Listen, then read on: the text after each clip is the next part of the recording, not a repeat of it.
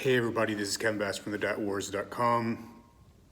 I'm a medical student and an MD PhD student doing research on ketogenesis and the beneficial effects of ketones and I guess pre-ketotic substrate, butyrate in particular, on colonic health, colonic epithelia, and risk for colitis and colon cancer. I have 2 years of medical training and I have a lot of PhD work, and then I'm going to finish my last 2 years of medical school starting next year. So I've been in academia for a while, been doing research for ever since my 20s, my early 20s, and I'm now in my mid 30s, so I've been here for a while, and I'm here to talk to you guys today about a thread that I once posted on my alternative account, Health Misinfo. That's at Health Misinfo, and that's going to be both on Twitter and Instagram, where I look at the data on fatty acid intake among hunter-gatherers in the past. I look at the data on the fatty acid composition of game meat, and I look at the data on the composition of modern meat. And I show that the composition of modern meat and of what might have been consumed in the past is very different. Thereby showing, and we'll go ahead and just go through this, thereby showing that in some ways seed oil consumption is in some ways more evolutionarily consistent than modern meat consumption. So in this thread, essentially, I'm going to go over this idea that seed oil consumption is more evolutionarily consistent than modern meat consumption is. And this is going to make everybody mad. It's going to make vegans mad who think seed oils are bad. It's going to make paleos mad who think seed oils are bad. It's going to make pretty much everybody who thinks seed oils are sort of like a modern monstrosity, a highly processed food that's toxic, etc., inflammatory, all of which isn't true. It's going to make a lot of people upset, but I'm just going to be presenting the facts. I'm not interested in ideology. I'm not interested in promoting a certain point of view. I don't care about a certain point of view. I care about what are the facts and what are the health implications, because we're interested in improving our health and in improving the public health. We want people to be healthier and happier. Therefore, we're interested in presenting the facts and letting people make their decisions based on what the actual facts are, not what we want the facts to be. So this is a thread about that. In fact, a lot of this was surprising. That's why I wrote this thread in such a way. I was surprised about the findings, so I said, strangely, it seems that this is the case, but it's not something I planned from the beginning. I was just looking into the literature on this, and I kept following these leads. So in the first part of the series, and I have another video about I think it's called, Is Our Seed Oils Inflammatory and Healthy? On Twitter, it said in the first part of the series, we saw that epidemiological studies as well as human trials looking at inflammatory biomarkers. They clearly show that plant oils do not cause inflammation, and their consumption is strongly associated with lower risk of death, and in particular from cardiovascular disease, the leading cause of death. And I wrote, this effect is probably mediated by a reduction in LDL cholesterol, and that's a principal cause of cardiovascular disease, LDL cholesterol. In response, many people, paleo influencers, they countered that despite these findings in the epidemiological literature and in the human trials, diets high in polyunsaturated fatty acids are not evolutionarily appropriate, suggesting that the epidemiological literature and the human trial literature are not representative of what is actually good for health. So maybe this trial literature is missing something. Maybe the epidemiological literature is missing something, because how can something that's not evolutionarily consistent be good for human health?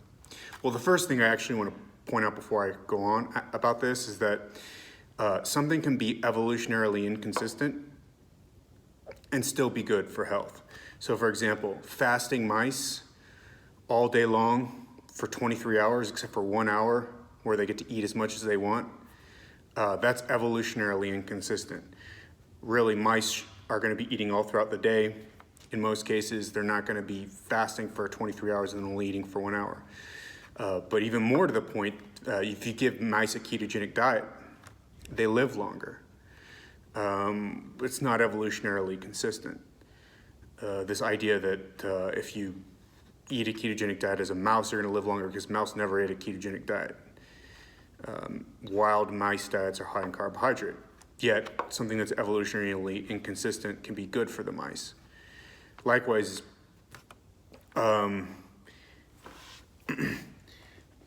there's many things that maybe our ancestors did that are not great. So some of them smoked, some of them were in tents with fires that had smoke around and got that into their lungs, and that wasn't good for them, that wasn't healthy for them. Many of them had parasites and worms and all sorts of infectious diseases, and while there may be some benefits in some respects to having a higher parasite load, there's some research indicating that there may be, but in many cases it wasn't healthy. It caused them early death, it caused them inflammation, it caused them not to do as well as they could have done. So many things that are evolutionarily consistent that we were exposed to in the past, while some of those things might have health benefits, some others of those things are not going to be conducive to longevity. Our ancestors only lived, an average of like 30 years. Of course, that's including infant mortality, but even if you look at, you don't look at infant mortality, and I'm going to show you guys a graph. A really cool graph. Longevity among hunter-gatherers. Even if you didn't have infant mortality, the modal age of death was much earlier among hunter-gatherers than it is among modern people. And this is because people in the past just simply didn't live as long. They were subjected to a lot of stress and a lot of potential causes of death that ended up killing them earlier. Let's see if we can find this cool paper.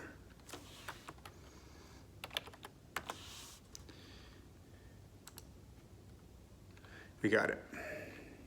So in this paper by Gervin and Kaplan, Michael Gervin, Hillard Kaplan, I believe it's from 2007, it's called Longevity Among Hunter-Gatherers, a Cross-Cultural Examination. And they go through all the data on this. And I know this document so well that I went right to the point. So on page 334 of this document, it shows very clearly that people in the United States, their modal age of death is around 85. And the modal age of death of people who are hunter-gatherers or even acculturated hunter-gatherers is between 70 and 75.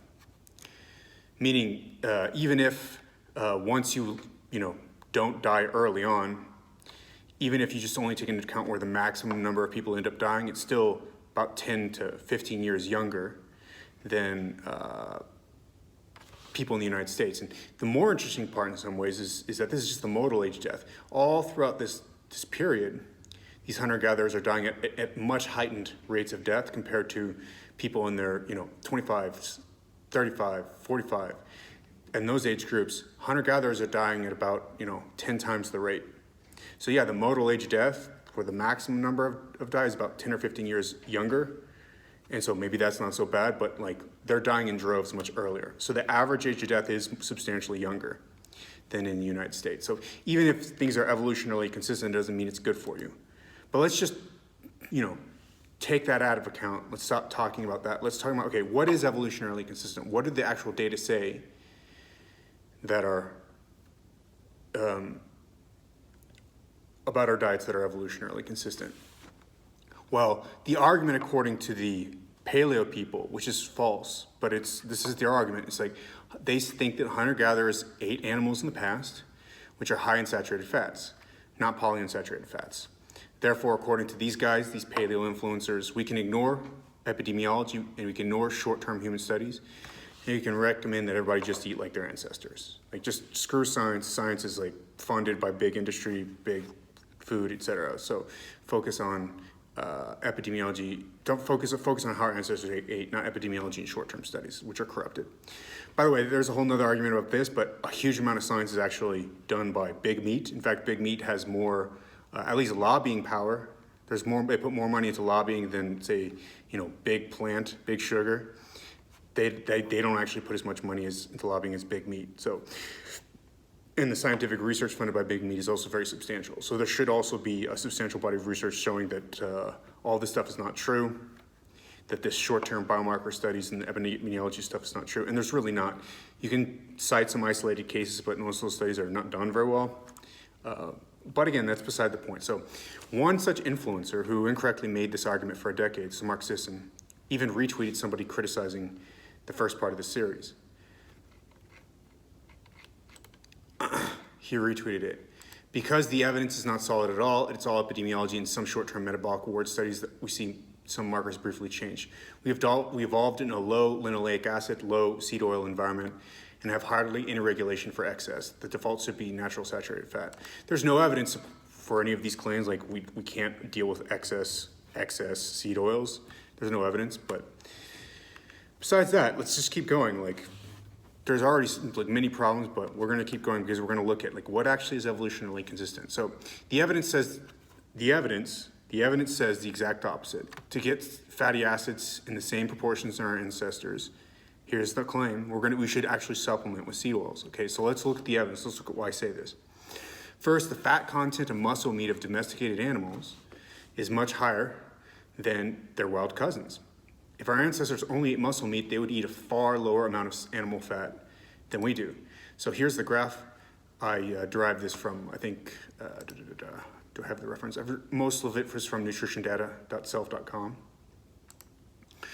And as you can see, like the fat content, fat grams per 100 grams of meat is like, 3, 4, 5, 6-fold, in some cases 10 to 20-fold higher in modern chicken, modern pork, modern beef. Why? Because these animals have been domesticated and bred for high fatty acid content in their muscle. But then you look at like wild turkey, wild boar. You compare wild boar to pork, right? It's like a 3-fold increase in pork. You compare wild chicken to wild turkey, whole chicken that's industrialized to wild turkey. It's like a 10-fold difference. You compare beef to bison. So beef fat is like, what, 16% or 16 grams per 100 grams of meat, 16 grams of fat per 100 grams of meat. Well, bison meat is like 2 grams per 100 grams of meat. The wild counterparts, all the wild counterparts always have less fatty acids, like far less fatty acids, far less fat content. They're far less fatty than modern domesticated meat. So this idea that paleo people who eat a paleo diet need to eat industrial meat is nonsense. It doesn't make any sense because industrial meat is actually far fattier than its wild counterpart. Industrial beef is like 8-fold higher in fat than its counterpart. Industrial chicken is like 10 times fattier than its counterpart. Industrial pork is like 3 or 4 times fatter than its wild counterpart. If you want to eat like our ancestors did, you should eat these wild animals, not modern meat. Modern meat is industrially made. It's domesticated. It's modern. It's not anything like what you'd find in the wild. But they overlook this. They say you should eat these animals because this is how paleo people ate. It's not. It's not how paleo people ate. They didn't eat these super fat chickens. They didn't eat these super fat pigs. They didn't eat these super fat cows.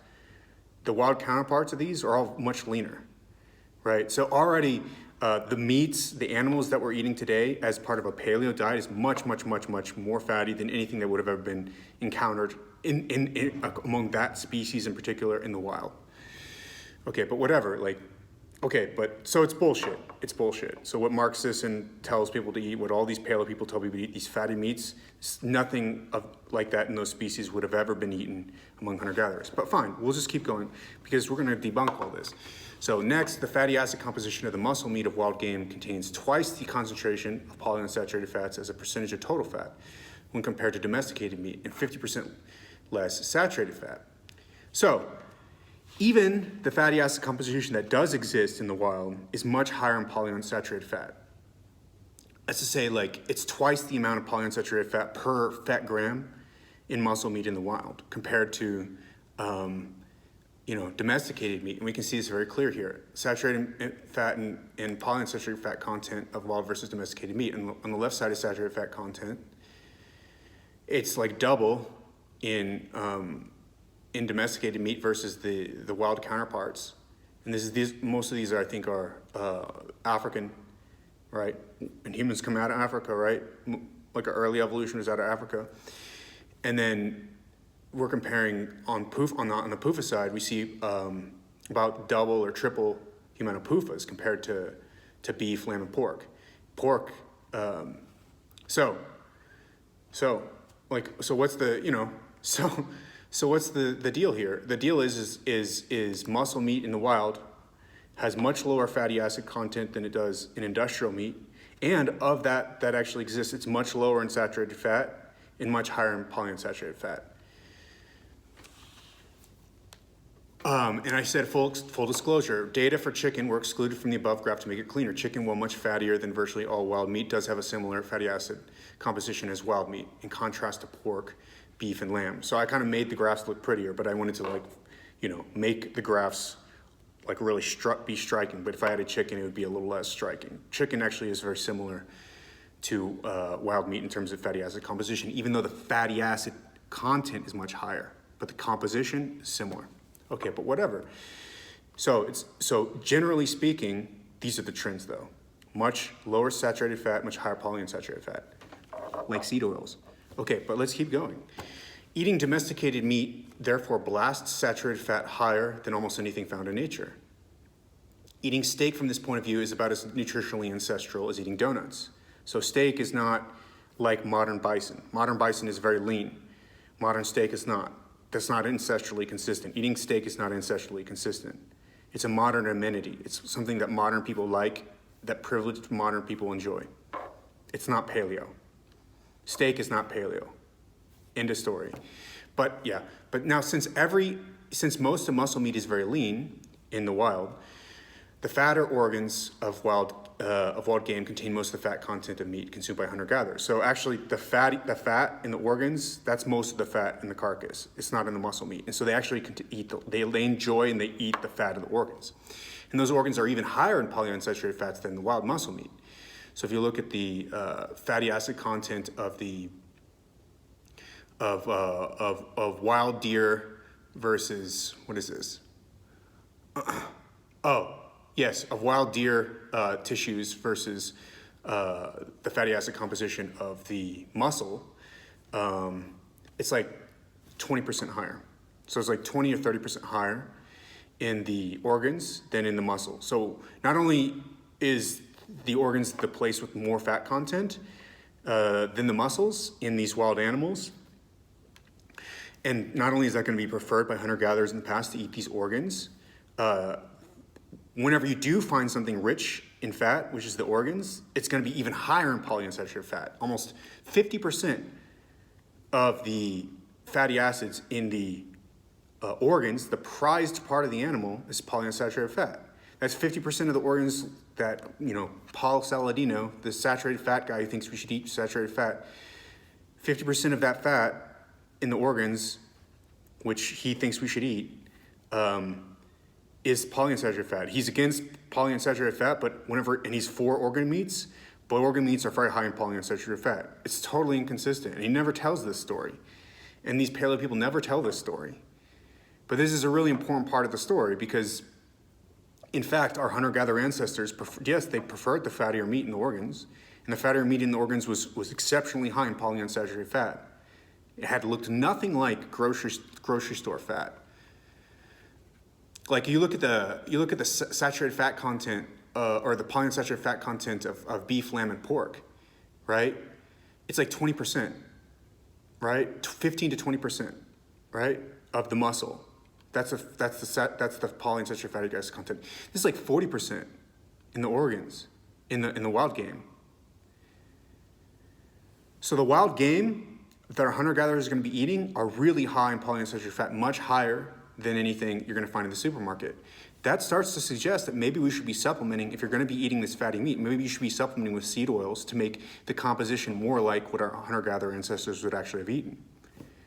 So this is where things get funny and hilarious. It's hilarious to me because the paleo arguments completely break down, but let's keep going. It follows that the polyunsaturated fat intake from meat by hunter-gatherers is much higher than the polyunsaturated fat intake from meat by modern people. So data combined from the two previous sources. If you look at the percent of tissue PUFAs from the organs Again, this is the same argument I just made. It's like double. So there's like double the PUFA content of the wild game organs compared to the modern muscle meat. It's double. So again, should we be supplementing with seed oils? So I said, to eat ancestrally, one would therefore consume only small quantities of domesticated meat, because domesticated meat is way too high in fat to be ancestral, along with organs, or alternatively to eat seed oils. Seed oils therefore may make up the shortfall in polyunsaturated fats that our hunter-gatherer ancestors would have consumed, or it may compensate for the excess saturated fat content of domesticated meat. Is this why seed oil intake is associated with superior health outcomes? I'm trolling here, right? Because I don't necessarily think that we have to eat ancestrally to be healthy. I think there's some ways in which we would eat ancestrally that are not going to be healthy and some ways that are going to be healthy. But like, if the assumption is that eating ancestrally is what makes us healthy, then maybe that's why seed oils are associated with better health outcomes, because it's more ancestral. Now, this is a big troll move, but it's like consistent with what the data would be, assuming that eating ancestrally is more healthy, which I don't actually assume, but I'm playing devil's advocate according to their frame, which they don't even have a mastery of. I have like way more of a mastery of their frame than they have. Like, I'm like running circles around them, but of course it's not hard to, because they're basically shilling their ideas. Those paleo books are shilled to people who are ignorant, lay people who don't have a background in nutrition, whereas I'm an expert. So it's going to be hard for them to keep up, and they don't even care to keep up because they're selling books. They're selling books, right? That's what they're concerned with. They're selling books. They don't really need to make everything consistent. They don't need to make it consistent because they're making money, which is why they don't engage with this stuff. But I'm like pointing out what the facts are, okay? But whatever. Unfamiliar with the research, the paleo influencers actually promote diets that are at odds with epidemiological research, that's short-term human trials, and indeed at odds with the dietary composition of our hunter-gatherer ancestors. So that's my conclusion. And I do want to talk about what one dude said. In fact, like, this whole thing, like, people are so upset. Oh, he responded. People keep just like bombing this thread, and they say, please continue eating seed oils so you won't be around as long as those who don't. Well, people who eat seed oils live longer, so I don't know what you're talking about. Eat seed oils and see what happens. Okay, whatever. And then they're like, tell me to delete my account, and people are like laughing, and then a suspended account replied. And then like, so this guy's like, are you honestly trying to say that eating animals' flesh or organs is more unhealthy than consuming an oil that has been manufactured using a chemical solvent? Well, did you know that chemicals are also used to manufacture like butter and tallow and pork lard? Like an extensive chemical process is used to manufacture those foods and get them out to the market. Did you know that? Are you guys against eating tallow, butter, and lard now? But, you know, we ferment bread. Are we going to be against fermenting bread because we use a microbe? Oh, it's a microbe, it's a bacterium. We shouldn't use a microbe or bacterium to make bread. Are we going to be against all fermented foods like yogurt because we ferment it? It's like, ooh, it's using a bacterium. But like, the question is not whether we use a chemical solvent. The question is just like whether it's actually healthier. And if these fatty acids are more ancestrally consistent, then maybe that's the reason it's healthier. Again, I'm trolling. I don't really think that that's a really great argument. But like, if I did, then yeah, that would be the logic. I don't see how like the logic, you know? And all these people, like, it's like, don't care, didn't read, seed oil, stupid. Like, all these people are just saying like, they're just saying irrational things. Okay, it's fine. But I did respond to one of them, and he says, mentions modern wild game, no mention of ancestral megafauna. Embarrassing. And I got kind of like provoked here. So I said, if megafauna went extinct as soon as humans arrived, then how can anyone claim that humans evolved hunting megafauna? I said, the embarrassment is on you. And if you look at here, this is a graph from Wikipedia. If you look at here, as soon as humans arrive, like the megafauna go extinct. So how long are we co-evolving with megafauna? We're not co-evolving with megafauna. They're going extinct as soon as we arrive. We kill them immediately. And then we evolve eating the other stuff. Yeah, megafauna are a great source of calories, and we love eating them because the groups of humans who ate more calories lived, and the groups that didn't. And whether or not they got cardiovascular disease or whatever didn't really matter because they were dying at 50 anyway, right? It doesn't matter. They were living. that's what they were going for. And if you put a bunch of donuts out on the plains for the Plains Indians to eat, they would live and they would reproduce more. Because they have more donuts, they have more energy, they're surviving more. That's what they're doing. That's what they went for. They went for energy. And they killed all the megafauna, and they didn't co-evolve with them. They had short periods of time where they thrived eating megafauna, and then other periods of time they just didn't have any megafauna around because they killed them all. And that's what they evolved eating mostly. What did this guy say? Humans...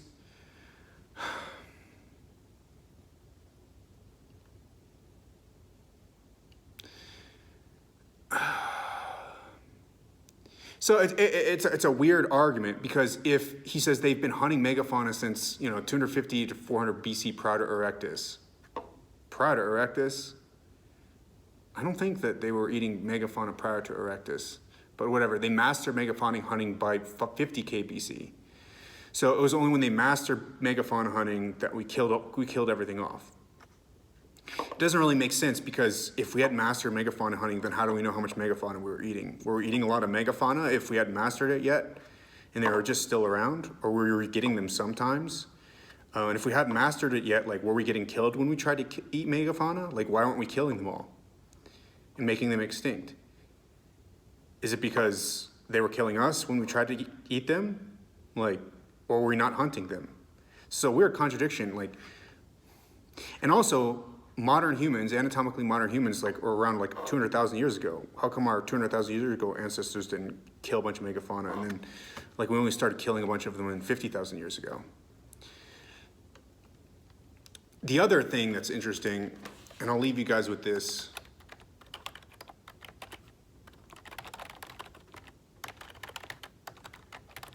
Because I only have a couple minutes left. Where is it?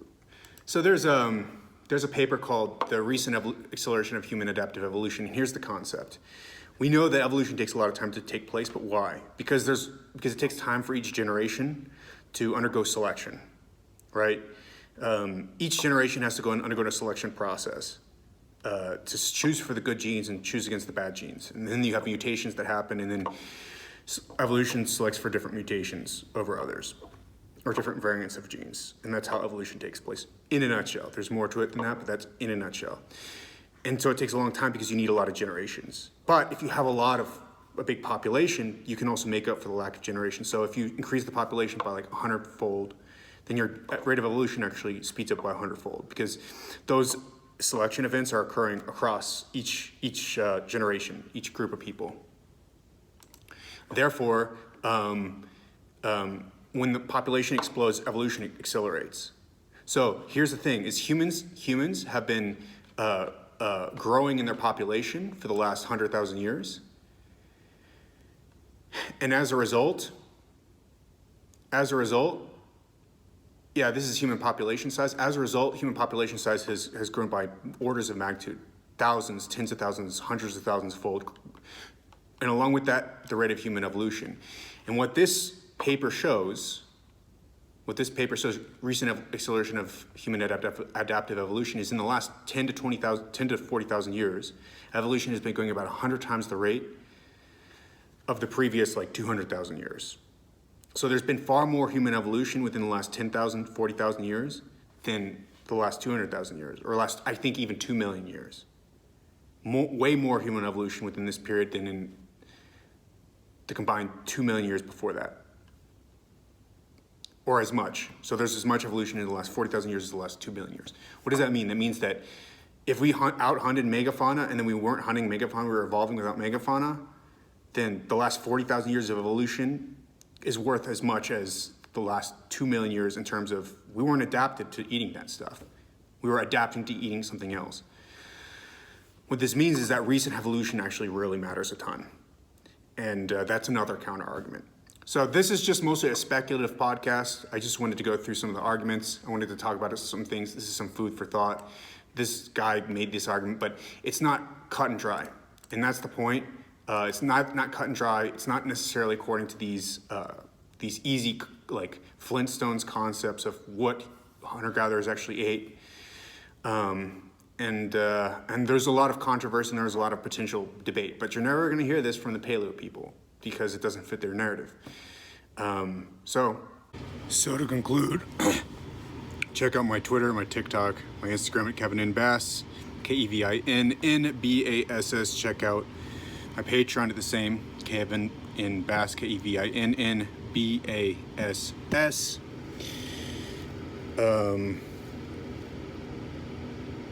Check out my website at thedietwars.com/support-me to support me, and then just check out the articles on that website at the root address, thedietwars.com.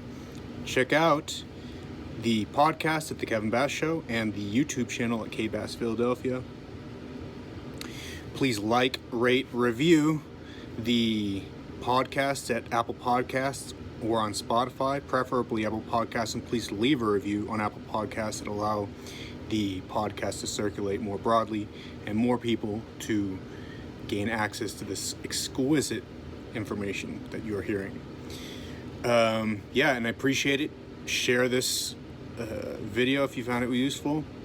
Help debunk your friends about the naturalness of steak, etc. And I'll see you guys in the next video. Peace.